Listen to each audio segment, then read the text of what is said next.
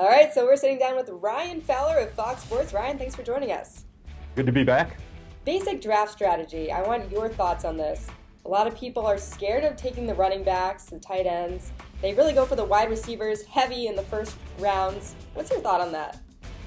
Yeah, I think wide receivers are a popular choice in the first round, and it does go down to like what your scoring system is. I mean, if it's a standard league, I think there is reason to believe wide receivers will help your team, but you still have to start two running backs. And if you're in a standard league where you're not getting a points per reception, I really think that there's an argument to be made that Todd Gurley, Ezekiel Elliott, Adrian Peterson, David Johnson, Devonta Freeman, those guys are first-round guys, because the one thing that I keep going back to also is there's a lot of running back committees. And I just did a draft the other day, 2 days ago, where when you hit that fifth, sixth round, it's a lot of running back by committees. It's a lot of retreads. It's guys coming off of injury. It's guys that are questionable to start the season. Matt Jones down there in Washington. So I think that running backs in that first round, they're important. There is risk. There's risk about every player.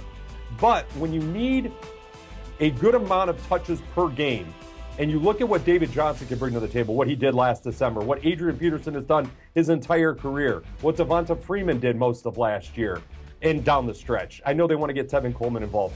There are running backs out there that are getting heavy enough workloads that make sense in the first round in standard leagues. Wide receivers are great. Antonio Brown, Julio Jones, Odell Beckham, they're great.